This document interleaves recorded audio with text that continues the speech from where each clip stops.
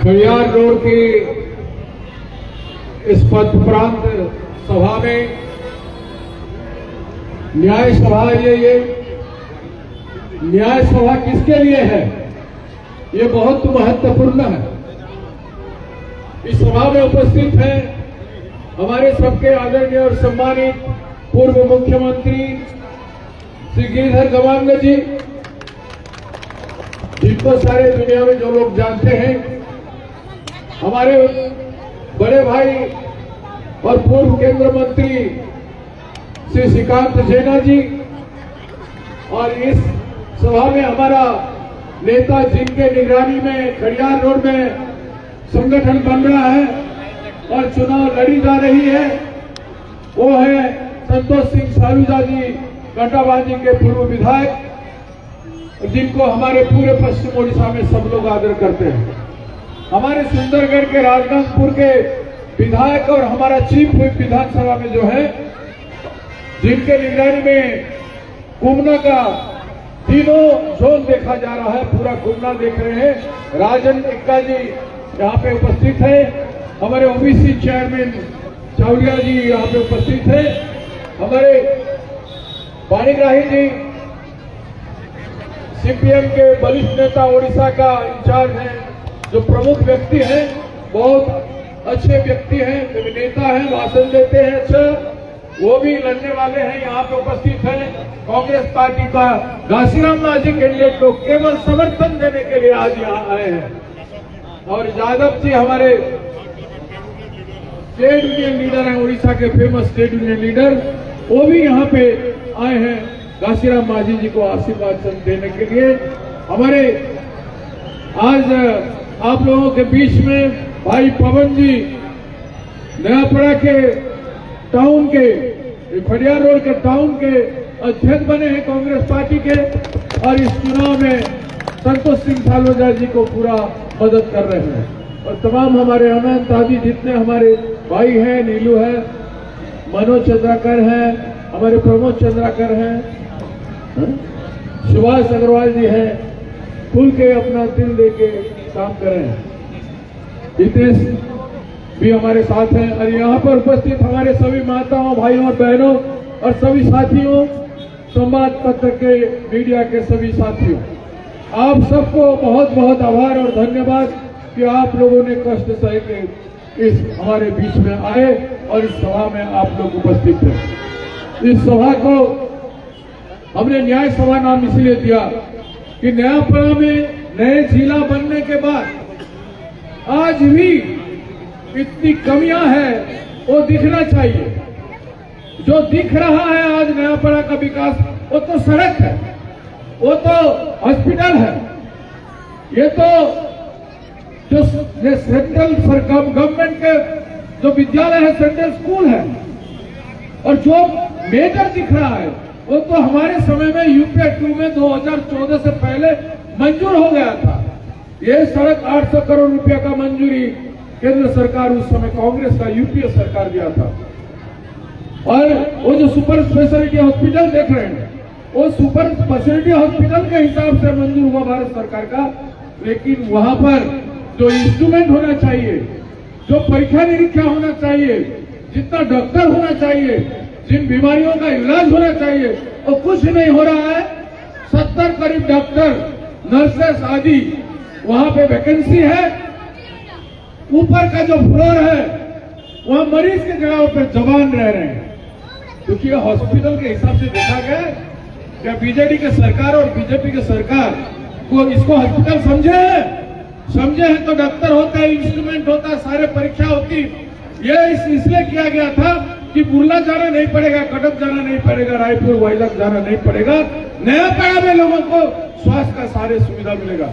लेकिन सरकार उसको पूरा बना नहीं पाया आज तक। मेडिकल कॉलेज तो दूर की बात है, ये तो मुख्यमंत्री ने भूल गया था, चुनाव के समय आके बोला है हम जीतेंगे तो मेडिकल कॉलेज करेंगे। नयापड़ा का देखभाल मैं खुद करूंगा, पूरे ओडिशा का मुख्यमंत्री बोलते हैं नयापड़ा का देखभाल मैं खुद करूंगा। वो कहे हैं इनके 3-4 दिन बाद, 2 दिन 3 दिन पहले 6 फ्लोर से ऊपर से, छत के ऊपर से एक एम्प्लॉई उस हॉस्पिटल का, जिसको 9 महीने तक काम करने के बाद भी मजदूरी उसका नहीं मिला, वो कूद के अपने जान दे दिया अपना बच्चों को पालने का। यही है मुख्यमंत्री का निगरान। मुख्यमंत्री इसी तरह से देखते हैं, यही है उनकी जिम्मेदारी। जो एक एम्प्लॉय को 9 महीना तक सैलरी नहीं देंगे, अपना बाल बच्चा परिवार को पालेगा कैसे? यही प्रश्न है। न्याय इसलिए चाहिए हर गरीब लोगों का। यहाँ पीने का पानी आज तक शुद्ध पानी नहीं मिला। बीजेडी सरकार ने घोषणा किया था हम टेप वाटर सप्लाई घर घर में फिल्टर वाटर देंगे, लेकिन कहाँ है फिल्टर वाटर? नल के पानी पी रहे हैं आज भी लोग, बोरवेल के पानी पी रहे हैं। और सारे लोगों का कम उम्र में जो एक उम्र उनका नीचे चला जाता है, उनका ऊपर चला जाता है। आप देख लीजिए कितना बीमारी होता है लोगों को, और उसका इलाज के लिए लोग अपना घर बार बेच करके इलाज करते हैं। स्वास्थ्य में नहीं है, शिक्षा में नहीं है। शिक्षा में तो अभी 156 स्कूल को खत्म कर रहे हैं, क्लोज कर रहे हैं नए पड़े चुनाव क्षेत्र में। यही है हमारे बच्चियों को जो स्कॉलरशिप मिलता है, उनको सुभद्रा योजना से 25,000 बच्चियों को नहीं मिलेगा, घोषित किए हैं। सुभद्रा योजना नहीं मिलेगा। तो ये क्या कर रहे हैं ये सरकार? किस लिए इनको देंगे?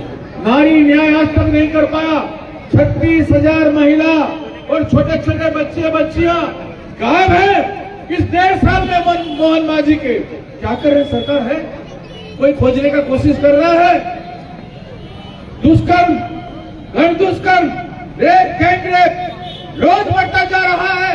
हमने विधानसभा घेराव किया, हमने भुवनेश्वर में रैली किया, लाखों लोगों का, पूरे ओडिशा बंद किया, लेकिन मोहन मांझी का सरकार, बीजेपी की सरकार रोकने के लिए कोई कदम नहीं उठाया। 5 साल की बच्ची को छोड़ा नहीं जाता है। 6 क्लास की बच्ची स्कूल में प्रेग्नेंट और हालत में पढ़ने जाती है। 10 क्लास का बच्चा पैदा करता है। यही ओडिशा है, यही मानचित्र है बीजेपी सरकार का। इसीलिए और दो तो चुनाव में आते हैं वोट मांगने के लिए, लेकिन थोड़ा सा सिविक सेंस नहीं है। जिस दिन 16 तारीख को मुख्यमंत्री आए थे, भोपाल में आम सभा हुआ, जनता आया नहीं।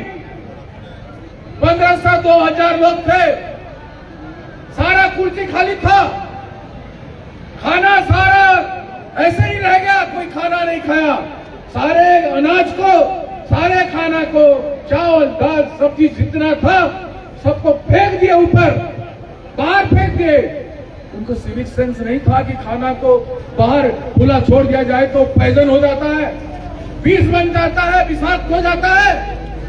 और उसको गाय खाए, 30 गाय खाए थे उसको, उसमें से 17 गांव मर गए। गोहत्या किसने किया? क्या मुख्यमंत्री कल आ रहे हैं, उनका जवाब देंगे? उनका जिम्मेदारी नहीं था। यही जिम्मेदारी लेते हैं नयापड़ा का। ये नयापड़ा खड़ियार रोड की बासिंदा को सोचना है। अगर वो काम कांग्रेस के सभा में हुआ होता और गाय मर गए होते तो हमारा इज्जत का ध्वजा तो ये लोग अभी तक उड़ा रहे होते। आप ध्यान रखो खड़ियार रोड वासियों को, मेरा निवेदन है, मेरा अपील है खड़ियार वासियों को, आप लोग सोच लो कि क्या इस तरह से ये लापरवाही के करने वाले, ये महिला को ध्यान नहीं दे पा रहे, वो माता को ध्यान नहीं दे पा रहे, उसकी सुरक्षा तो दूर की बात, उसकी हत्या कर रहे हैं। यही लोगों को आप सुनेंगे। जो कुछ किया, वो कैंडिडेट बेचारा था, अपने बाप के दिशा पे चल रहा था, सत्ता दिखा के, ताकत दिखा के, ईडी दिखा के उसको उठा के ले गए। और इतना बड़ा धर्म के कैंडिडेट चोरी किए। एक कैंडिडेट चोरों की बातों पे आप आके वोट देंगे? जो वोट चोरी करता है, जो कैंडिडेट चोरी करता है, क्या उसका हैसियत है जो बेरोजगार नौजवानों का नौकरी का चोरी को बचा सकता है? बचा सकता है? महिलाओं की इज्जत का आबरू को बचा सकता है? नहीं। तो क्या हमारे किसान जो आज अपने खून पसीना देके काम कर रहा है, अनाज उत्पादन कर रहा है, उसकी कीमत को बचा सकता है? श्रमिकों का काम चोरी हो जाएगा तो बचा सकता है? नहीं। तो क्या कर सकते हैं? दलित, आदिवासी, पिछड़े वर्ग के लोगों का, उनका सामाजिक न्याय, जब अन्याय हो रहा है चारों तरफ, तो उसको बचा सकता है? 5 न्याय सवाई, 5 न्याय की ये सवाल है कि इस न्याय को करने के लिए कांग्रेस पार्टी कटिबद्ध है और हमारे नेता राहुल गांधी अपने हाथ में संविधान लिए घूम रहा है और उसको जब जिस राज्य में कांग्रेस सरकार में आएगा हम न्याय देके रहेंगे। तेलंगाना में दिया गया, कर्नाटक में दिया जा रहा है। पिछड़े वर्ग के लोगों को झूठ मूठ में भारतीय जनता पार्टी और बीजेडी कहते हैं आप हमारे वोट हैं। पिछड़े वर्ग के लोगों को 27% संरक्षण के जगह पर 11% मात्र दे रहे हैं। 11% नवीन पटनायक दे रहा था और आज ये बीजेपी के सरकार, मोहन मांझी के सरकार भी 11% से ज्यादा नहीं दे रहा है। तो क्या न्याय देंगे लोग? किसको न्याय देंगे? अरे पीने का पानी में न्याय नहीं दे पा रहे हैं, किसी वर्ग को न्याय नहीं दे पा रहे हैं, इंसान को इंसान नहीं समझ पा रहे हैं। तो इनके बारे में आपको सोचना होगा। इसलिए हम कांग्रेस पार्टी के लोग घासीराम मांझी के लिए खड़ियार रोड की आम जनता से, वोटदाता भाई बहनों से मेरी बात को आप लोग सुने। हम आप सबको हाथ जोड़ के निवेदन करते हैं कि इस बार घासीराम मांझी को न्याय चाहिए, ताकि घासीराम मांझी जीतेगा तो ये 5 न्याय हम आपको दे पाएंगे। ये 5 न्याय का गारंटी हम लेते हैं। कांग्रेस प्रदेश कांग्रेस कमेटी के अध्यक्ष होने के नाते हम आपको और आपकी जमीन के पुत्र होने के नाते, भूमि के संतान होने के नाते हम आपसे आह्वान करते हैं। मैं इस 1 महीना हो गया, आप देखे हैं अतीत में मेरा चुनाव में भी मैं नहीं आया करता था। 1-2 दिन आता था, जो वोट मिल जाए तो भगवान ने, आप लोगों ने मेरे झोली में डाल दिया, यही सोचते हुए मैं चुप रह जाता था। हार हो या जीत हो मुझे कोई उतावला नहीं बताता। मैंने कभी अपने जीवन में इस खड़ियार रोड के जनता के साथ कभी भी अन्याय नहीं किया। जब मैं एमपी था, आवाज हुआ, कितने बार ये रेलवे में जिनका मकान था, दुकान था, तोड़ने के लिए आते थे रेलवे वाले, मैं खड़े होके उसको रोकने का काम किया था, खड़े होकर रोकने का काम किया था। कभी किसी का पक्ष लेके मैं कोई अन्याय का काम नहीं किया, ना ही हमारे पार्टी वालों को कोई अन्याय का काम करने दिया। मैं वही भक्त चरण दास आप सबसे निवेदन करता हूं कि हम आज से, मैं तो उड़ीसा में आ गया हूं, मैं एमपी था, दिल्ली में रहता था, हारने के बाद भी सारा इंडिया में कांग्रेस पार्टी का काम करता था, अलग अलग पोजीशन में रह के। आज मैं उड़ीसा प्रदेश कांग्रेस के अध्यक्ष होने के नाते, सभापति होने के नाते मैं उड़ीसा में दौरा कर रहा हूं। 1 साल का पैदल यात्रा भी घोषणा किया हूं। कांग्रेस बनेगा, गांधी जी के पथ पर, और सारा राज्य के जनता को उसमें आंदोलित करना है। कांग्रेस बनेगा, लेकिन आप इस चुनाव जीतोगे तो कांग्रेस बनने में कोई नहीं रोक पाएगा। इसलिए मेरे माताओं, भाइयों, बहनें, मेरे गरीब दुखी जितने भी माता इस रैली में आए हैं, जितने बहनें इस रैली में आए हैं, सभी साथी और युवा और जितने खड़ियार रोड के बासिंदा हैं, इन सबसे मेरा गुहार है, मेरा प्रार्थना है कि आप एक नवीन सोच लीजिए, एक सोच लीजिए कि आपकी सोच से ओडिशा का भाग्य बदल सकता है। केवल नयापड़ा का नहीं, नयापड़ा में तो घासीराम जैसे जुझारू आदमी और मेरा निरंतर समागम रहेगा।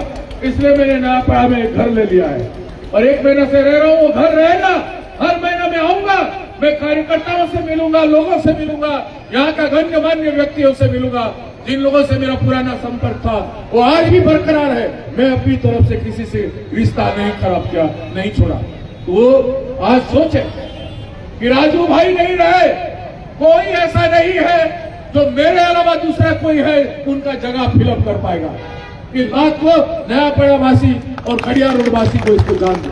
आपके दुख दर्द में दम के साथ साथ देने वाला मैं ही हो सकता हूं, और मैं आपका संसद उम्मीदवार था और आज भी आपका नेता हूं, और मैं अपने को मानता हूं, आपका मैं भाई हूं, आपका मैं साथी हूं और दुख दर्द में साथ देने वाला आदमी। इसलिए आपको सोचना होगा, केवल घासीराम मांझी का विजय नहीं होगा, उसके साथ मेरा विजय का होगा, न्याय का विजय होगा।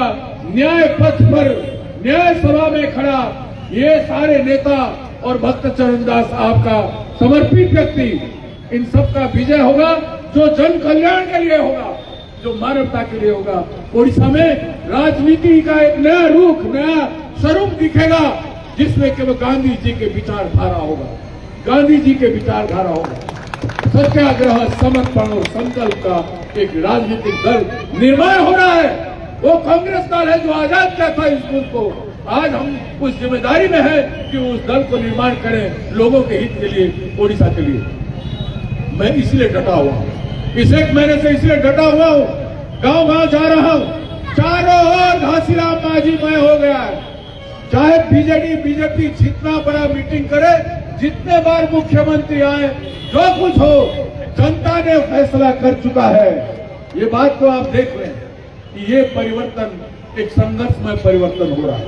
हम कठिन परिश्रम करके इस चुनाव को जीतने का काम कर रहे हैं। लोग हेलीकॉप्टर में आके, बड़ी बड़ी बात करके, बड़ी बड़ी गाड़ी में आके, इतने इतने मंत्री छत्तीसगढ़ और ओडिशा के मंत्री, मुख्यमंत्री, ये सब बना दिए हैं। चुनाव बाद कोई नहीं आएगा इनमें से, चुनाव बाद इनमें से कोई नहीं आएगा। लेकिन आपके बुलावे पे जब आप चाहोगे हम आएंगे, आप नहीं बुलाओगे तो भी हम आएंगे, क्योंकि हम हार के भी आपका साथ नहीं छोड़ा, घासीराम मांझी नहीं छोड़ा। तो हम तो आपके हैं, हम तो आपको हैं, इसलिए आपको सोचना पड़ेगा और एक नई दिशा का निर्माण करना पड़ेगा। आज घर घर में घासीराम के बारे में लोग सोच रहे हैं, एक सीधा साधा इंसान है, आदिवासी इंसान है, सरल निष्कपट आदमी है, बिकता नहीं है, झुकता नहीं है। उसको खरीदने के लिए बहुत कोशिश किए, लेकिन घासीराम मांझी जैसे चट्टान, गरीब है लेकिन शेर भूखा मर जाएगा, घास नहीं खाएगा। ऐसे व्यक्ति है, ऐसे क्रूर व्यक्ति है, जिस नेता का स्वाभिमान नहीं होता है, जिसका स्वाभिमान नहीं होता है, वो दूसरों की मान अपमान स्वाभिमान के लिए काम नहीं कर सकता है। इसलिए जो अपना स्वाभिमान रखता है वो दूसरे का स्वाभिमान का इज्जत रख सकता है, जनता का वोट दाता भाई बहनों का इज्जत का संरक्षण कर सकता है। और वो घासीराम मांझी में है, इतने सारे गुण होने के बावजूद भी, और किसी के खिलाफ कभी गया नहीं, ये सारे गुण उसके साथ है। एक प्रतिनिधि बनने का मैं उसके लिए आप सब लोगों को आशीर्वाद करने के लिए, उसका सिंबल में 1 नंबर में है मशीन में, वोटिंग मशीन में घासीराम मांझी का, उसे बटन दबा के आशीर्वाद देंगे, ये अपील करना चाहता हूं।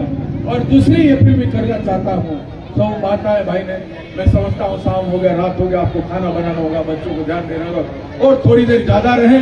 हमारे 2-3 नेता न्याय सभा में आपके सामने अपनी अपनी बात रखें। मुद्दत पे ऐसे लोग मिलते हैं, इनकी बात थोड़ा सुनना भी आपका फर्ज बनता है। तो मैं आपसे गुहार करता हूं और थोड़ी देर इंतजार करें और घासीराम मांझी को आशीर्वाद दें। फिर भी मैं हूं, घासीराम मांझी आपके बीच में आएंगे, इस 2-3 दिन में आएंगे और हर मोहल्ले में जाएंगे। आज मेरा उनसे बात हुआ है, कल हम तारीख तय करेंगे कब आएंगे। नमस्कार, जय हिंद।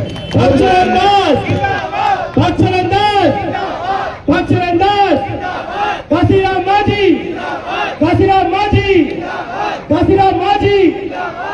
इस बीच हमारे बीच में बागबारा के जनपद अध्यक्ष श्री केशव चंद्राकर जी मंच पर आए हैं। आपको पहले ही बता चुका हूं कि छत्तीसगढ़ से भी बहुत सारे नेता कांग्रेस को जिताने के लिए आ रहे हैं। इनके बारे में सिर्फ इतना बता दूंगा कि पूरी बीजेपी सरकार से लगातार 36 दिन तक लड़ करके अपने हक को, अपनी जीत को कायम किया और जनपद अध्यक्ष बने। जनता के मतदान को छत्तीसगढ़ की भाजपा सरकार ठोकर मारकर जबरदस्ती अपना अध्यक्ष बनाना चाहती थी, लेकिन केशव चंद्राकर अकेले डटे रहे और उन्होंने वहां पर अपनी सत्ता स्थापित की। जोरदार उनके लिए तालियां। अब मैं हमारे आदरणीय श्री श्रीकांत जेना जी को आमंत्रित करता हूं। ये हमारे लिए बहुत ही बड़े सौभाग्य की बात है कि आज खरियार रोड की जनता के बीच में हमारे पूर्वतन मंत्री, 4 बार के कैबिनेट मंत्री जो है श्रीकांत जेना जी उपस्थित हैं। उनसे अनुरोध करूंगा कि खरियार रोड की जनता को संबोधित करें। धन्यवाद। मंच पर उपस्थित भाई भक्तचरण दास जी, पूर्व मुख्यमंत्री, 9 बार पार्लियामेंट मेंबर, 9 बार,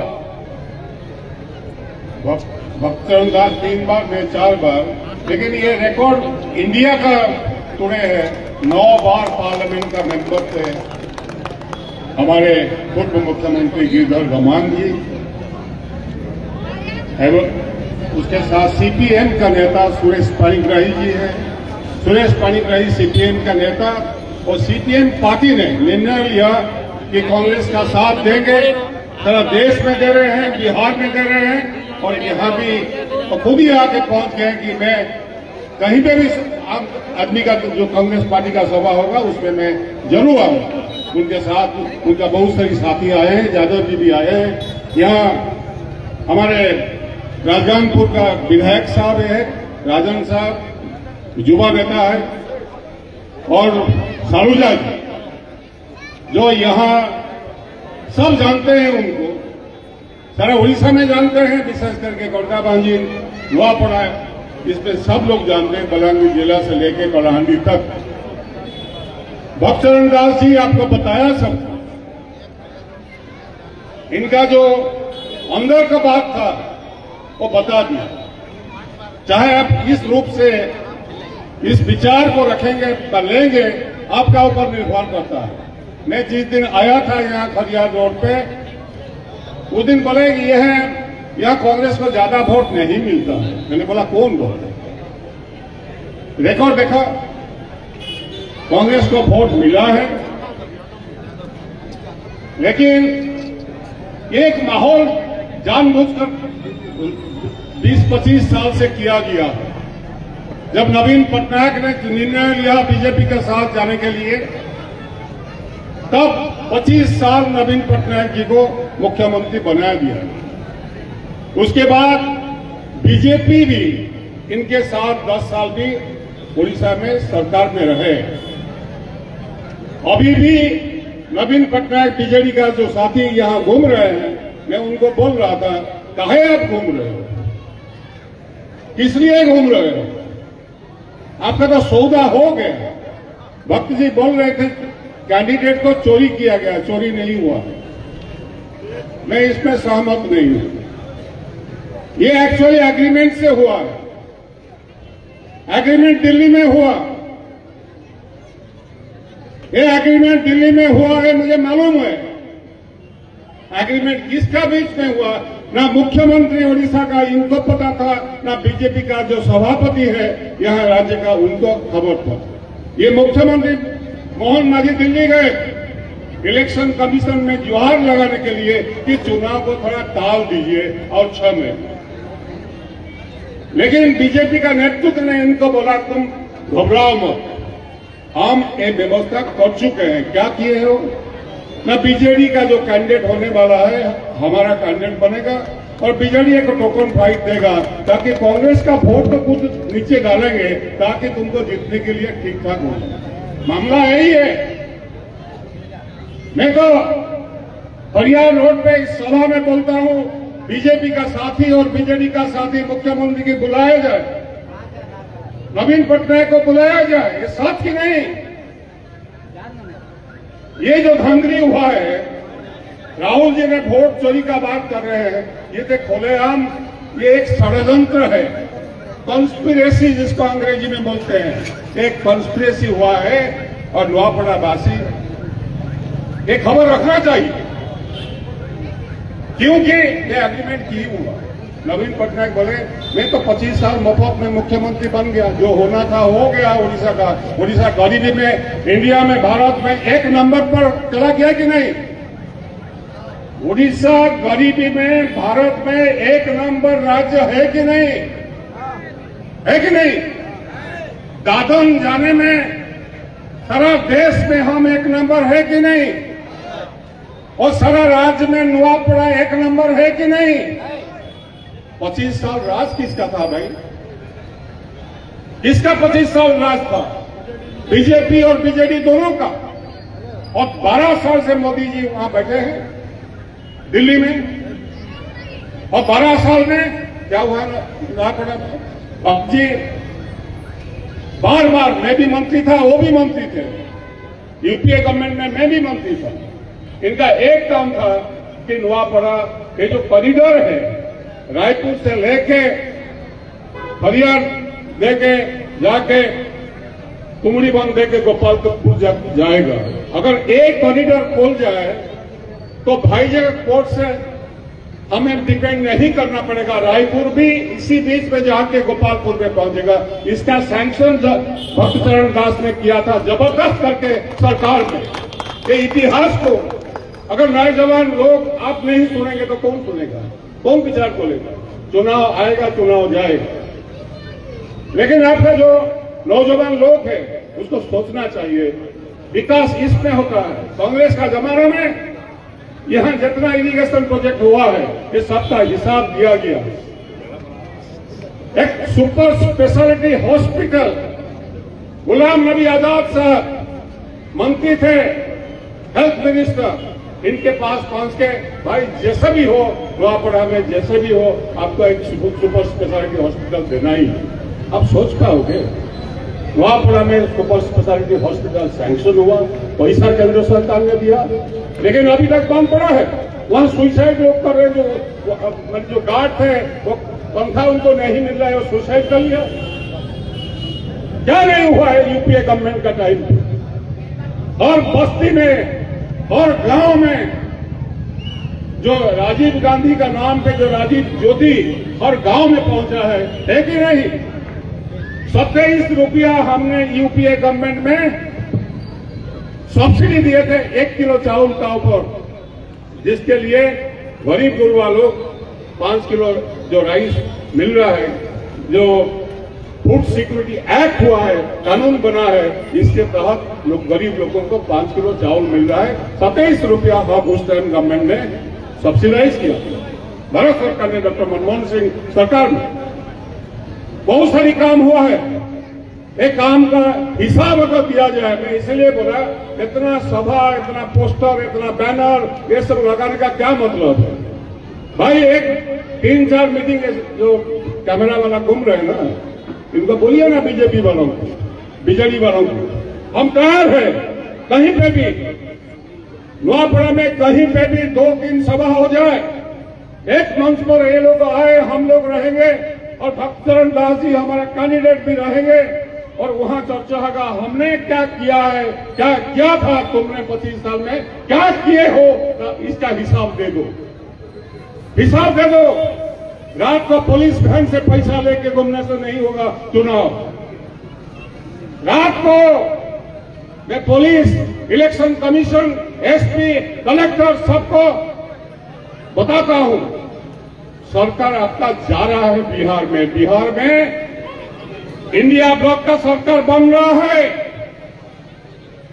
और वो जब जिस दिन आज तो 6 तारीख था ना, वोट हो गया है, करीब 70 का ऊपर वोट परसेंटेज पड़ा है। सब अखबार लिख रहे हैं इस बार आंधी है, महागठबंधन कांग्रेस, आरजेडी और वामपंथी दल का जो मिलन है वो चुनाव जीत रहे हैं। अगर बिहार जाएगा तो दिल्ली भी जाएगा, और दिल्ली भी जाएगा नोआपड़ा में आप दिखा कर देखिए, नोआपड़ा भी उड़ीसा को इंजन बनेगा। मैं आपको बोलता हूं इंजन बन सकता है नोआपड़ा।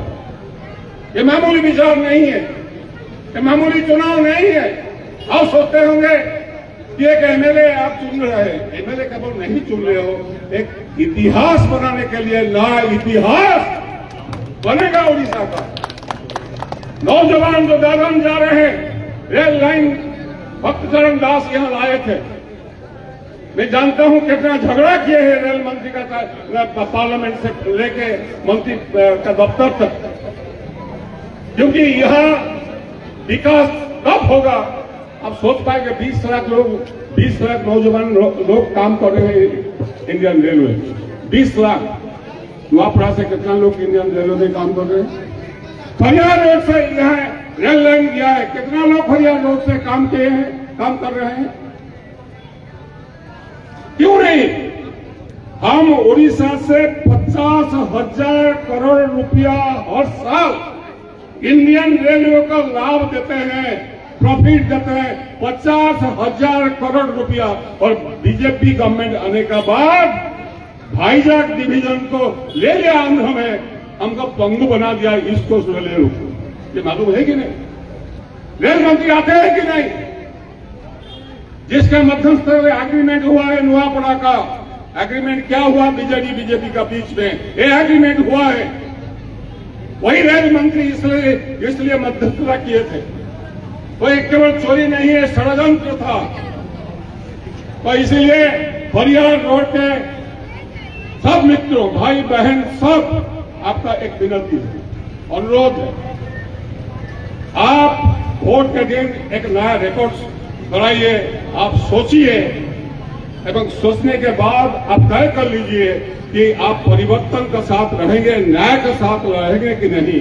जो बात पीसीसी प्रेसिडेंट हमारा युवा नेता भक्तचरण दास जो बताए कि 5 न्याय का जो लड़ाई है, वो लड़ाई को लाएंगे सामाजिक न्याय। आप जानते हैं एससी, एसटी, ओबीसी, माइनॉरिटी ये मिला के उड़ीसा का जनसंख्या का 94% है और 6% को सब कुछ मिल रहा है, 94 को मिल रहा है दादन जाओ। न नौकरी है न व्यापार है। यहां जो व्यापार करते हैं, बोले थे ना मोदी जी कि हम ऐसा जो चोरा पैसा जिसका पास है उसको उठा के ले आएंगे, स्विस बैंक में पड़ा है, 15 लाख रुपया हर परिवार का पॉकेट में जाएगा। आया है 15 पैसा भी आपके पास? बोले थे कि नहीं मोदी जी? बोले तो आप क्यों नहीं पूछते हैं उनको, बीजेपी वालों को जो गांव जा रहे हैं कि हमारा 15 लाख दो, तो उसके बाद हम बात करेंगे चुनाव के बारे में। अगर ये बात है तो हम क्यों नहीं बात करेंगे? कहां गया जीएसटी का? क्या अभी सोचा कि जीएसटी होने के बाद व्यापार कैसे बंद हो गया, डीमोनेटाइजेशन होने के बाद बोला था कि नया इकोनॉमी बदल जाएगा, तो व्यापारी को पूछ लिया जाए डीमोनेटाइजेशन होने के बाद क्या हुआ था, व्यापार क्या हुआ, चूरमार हो गया। मनमोहन सिंह ने उस टाइम बोले थे कि सत्यानाश होगा देश का अर्थनीति को। तो इसलिए मैं आपको इतना ही विनती है कि एक इंप्रेशन को आपको तोड़ना पड़ेगा। खरियार रोड पे ये जो एनएसी है, इस एरिया में नंबर 1 रिकॉर्ड मार्जिन में घासीराम मांझी जी को जिता के भेजिए। घासीराम मांझी केवल विधायक नहीं बनने हैं, मैं आपको बोलता हूं उड़ीसा राजनीति का जो पथ परिवर्तन होने जा रहा है उसमें आप सर्वाग्र रहेंगे। इसीलिए आज इस शाम को पथप्रांत सभा में फरियार का भाई बहन सबको मैं निवेदन रखता हूं कि आप लोग आइए, 11 तारीख सुबह सुबह लाइन पे खड़ा हो जाइए, पंजा का सिंबल पे वोट दबाइए, तब जाके एक नया इतिहास शुरू होगा, नया राजनीति शुरू होगा, नया विचार शुरू होगा, ताकि नुआपड़ा उड़ीसा को एक नया लीडरशिप देगा। यही मेरा आपसे निवेदन है। धन्यवाद सबको। अगर कुछ इसके बाद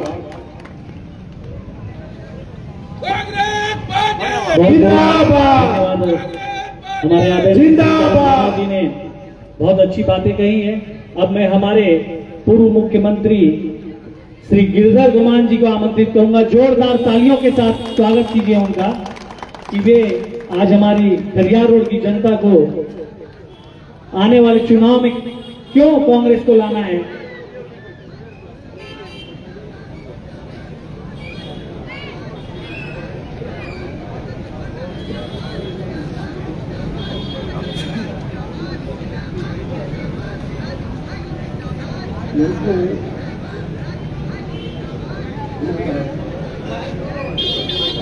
सभापति है डॉक्टर दास है, मैं दोस्त देना है और सीपीएम के नेता लोग हैं, हमारे पार्टी का नेता लोग हैं, यही तो कंटिन्यू